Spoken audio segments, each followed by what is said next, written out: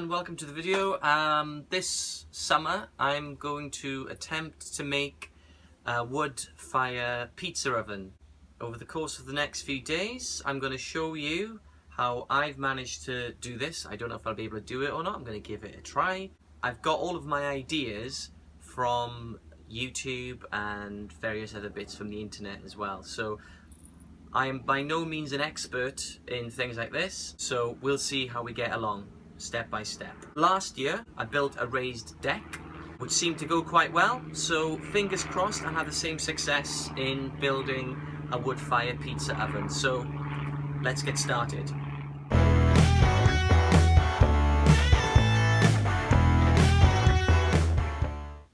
So first of all, you need to decide where you want to position your pizza oven. I've chosen this area near the side of the garden because it's not too close to anything that would be flammable, and also there's plenty of room to walk back and forth around. Right, so this is what I've done on the first day. I made a wooden frame.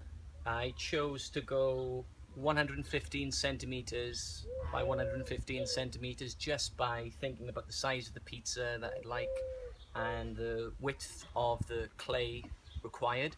We'll see if that's the right size, but I think that hopefully should be okay. So I made the wooden frame, and then inside that wooden frame I've put a mixture of mastercrete and some ballast. So that's just sharp sand and gravel inside mixed together. Initially I thought I just need 2 bags of mastercrete and 8 bags of sharp sand. In the end I needed 3.5 bags of concrete and 12 bags of sharp sand. I also bought a bucket, but it wasn't big enough, so I had to mix it all in the wheelbarrow with a spade. If you've got a cement mixer at home or got access to it, use that, because it was a bit of an ordeal. I did have to dig down as well, so I dug down to the depth of this wood. This is treated wood, made for outdoors. It will rot over time, but it's designed not to for about 5 years. When it does rot, it doesn't matter because the concrete base will be sturdy. A little bit of wood left over, so I used that just to try and make the concrete base as level as possible. I'm going to leave that now for maybe 2 days, 3 days, just to make sure that it's nice and solid before I start building on that. So that's the end of day one.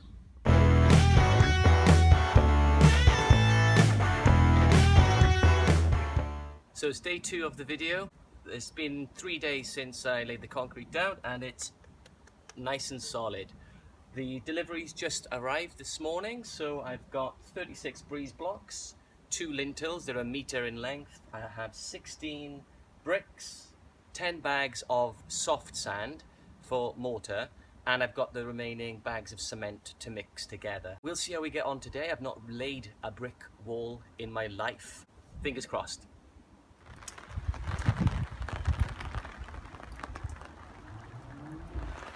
Well, this is blinking annoying. It started raining. Can't do any work in this weather. I did do quite a bit when it was drizzling earlier on, but it's just too much. So I've used up the last of the mortar that I mixed. I was going to make another mix, but I just can't do it in this weather, so I'll have to do this another day. I'll just give you a rundown of what I've done so far. So I made the mortar mix with a ratio of 1 bag of cement to 5 bags of soft sand. I used half a bag of cement and 2.5 bags of soft sand. I mixed it in the wheelbarrow. The wheelbarrow wasn't really big enough, so again it was a bit of an effort to try and mix it all in together. I would recommend using, I've seen them around, it's like sort of a flat bedded builder's mixing tray or something. I'd recommend using that because it really took about an hour to get that mortar to a reasonable standard. I laid the blocks down using spirit level, making sure that it was level. To cut the blocks to the right size, I used an angle grinder, and that seemed to work quite well. I've seen other people use a hammer and a chisel, but I thought since I've got the angle grinder, it gives me a bit more accuracy there. It's a shame I haven't been able to finish what I wanted to do today, but it can't be helped with the elements, so hopefully it'll stop raining in the next few days and I'll be able to finish off what I need to do. Well, thankfully the rain has stopped, but it's a bit windy today. I managed to finish what I wanted to do in the end. So today I finished off putting the remaining bits of blocks down. These lintels are up now, and on this level I've got the bricks to act as a support as well. So we've got the lintels with a layer of bricks which is the same height. I got a bit worried when I tried putting the lintel on to see the length, because it was a little bit shorter than I expected. Thankfully it was long enough to balance on the blocks, but it left about a 2 or 3 centimetre gap towards the end. So what I did was slice the ends of some of the bricks and then put them on the outside as a kind of veneer sort of thing. This stage is complete. I need to wait for this to dry in order for it to be solid, and then I'm going to start putting the base, the foundations for the actual oven. So day 2 is over.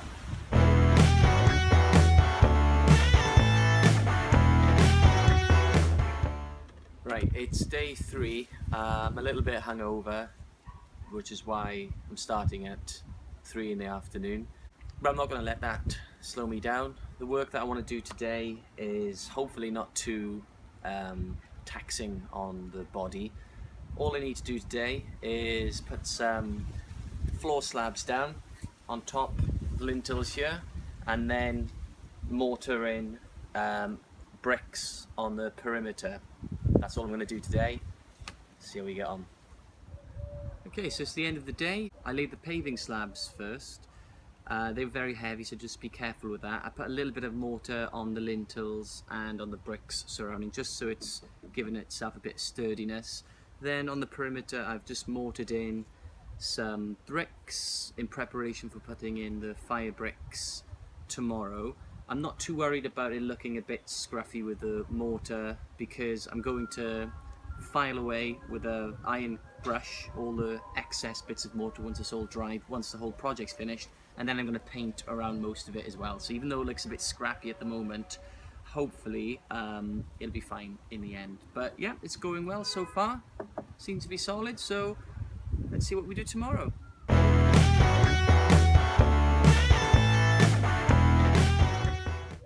Unfortunately, we've hit 2 major problems. You see a lot of instruction videos about how to make a pizza oven on the internet, and they say, well, you just need to get some fire bricks and get some clay. I found this a really difficult job to get. You can't buy fire bricks or clay in any well-known DIY shop, and the only place you can get it is from the internet, which means that you're paying for delivery costs. So I've had to change the design slightly by using the amount of fire bricks that I want. I've managed to find some off eBay. I'm waiting for them to come now, which is delaying the build a bit. But the most major problem is finding the amount of clay that I need. You can buy, not builder's clay, but you can buy modelling clay for 12.5 kilograms for about £10. You need about 150 to 190 kilograms of clay to do this.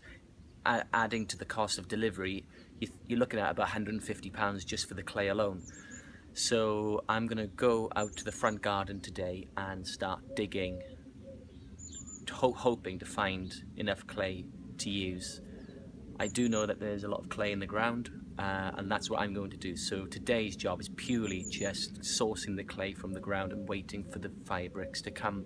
So let's see how we get on with that.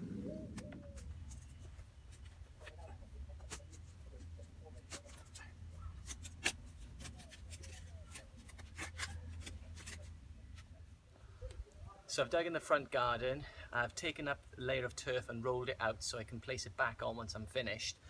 Actually, it wasn't so bad finding the clay. I've managed to dig probably half a metre down, and there's loads of clay here. So if you are going to make a wood-fired pizza oven, definitely just dig down in the garden. It takes about maybe 2 hours to get. I've got these old buckets of paint, and I've got 3 buckets of this. Got the lid on, sort of from drying, and I've got a source of clay now that I can just come back and forth to as and when I need it. So it's not been too bad, even though it was quite hot today. So waiting for the bricks for tomorrow, then I can start actually creating the dome of the wood-fired pizza oven.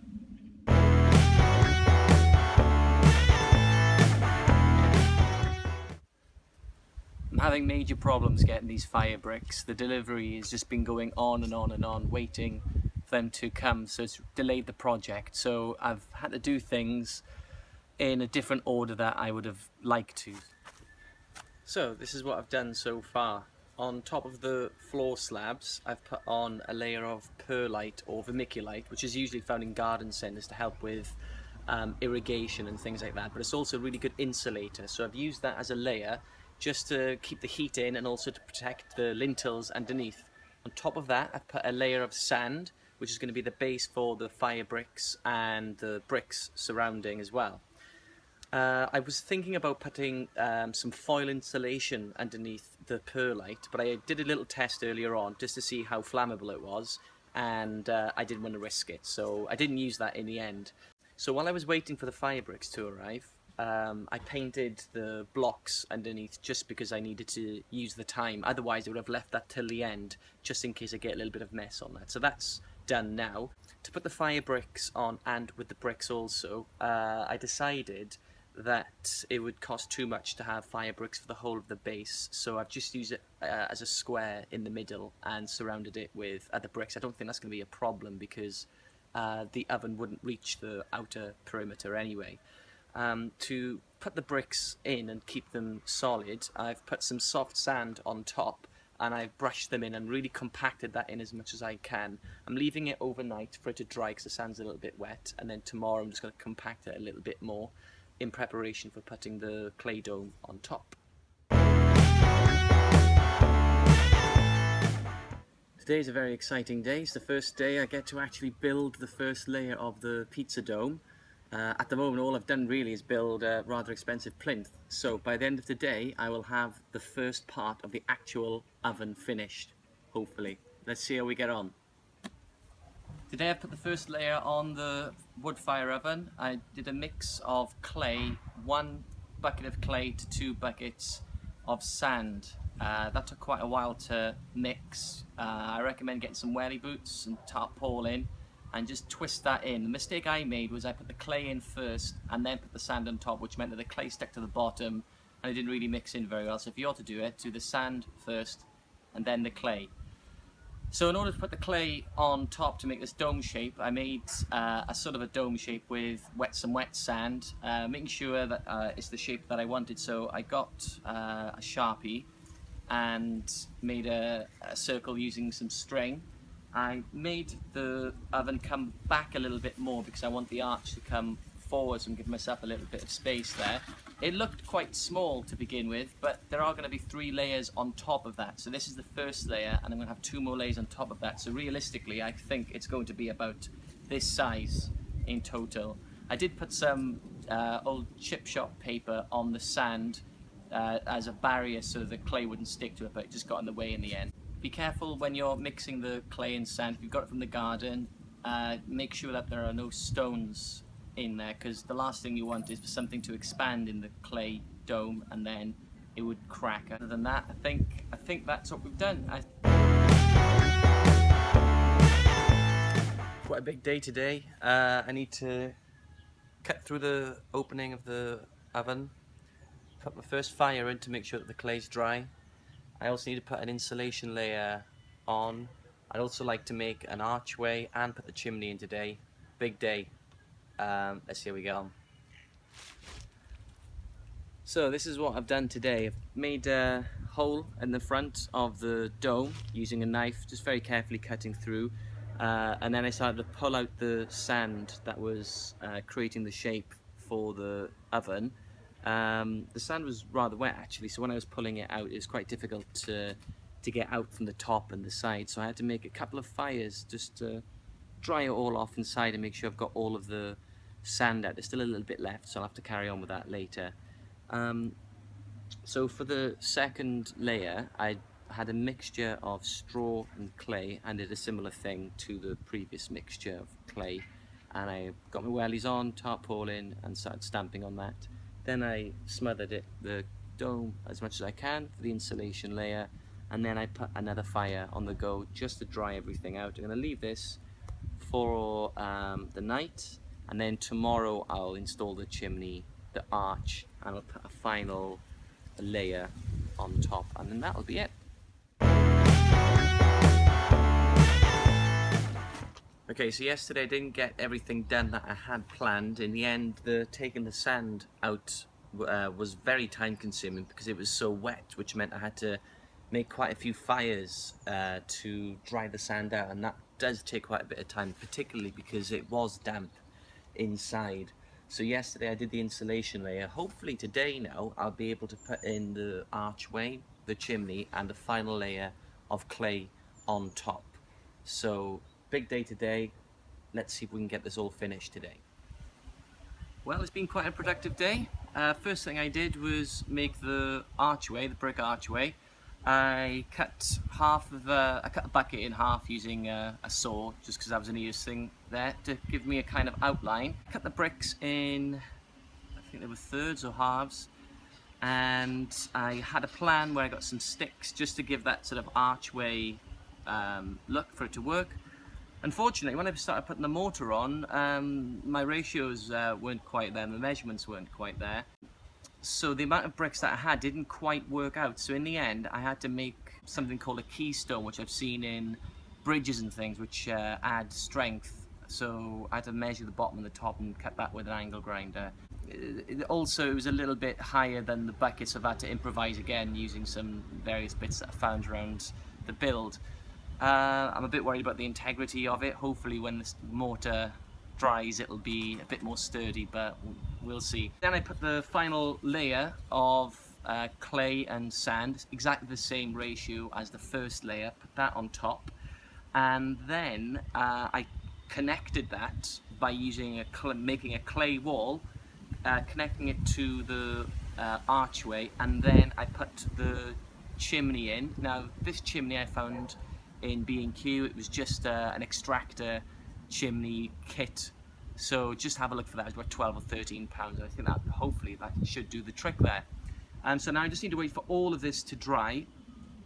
Hopefully it'll dry solid, and then I can just put a bit of masonry paint, which will give it weatherproofing, give it a bit of a tidy up, and then it'll be done. So yeah, I think we're almost there.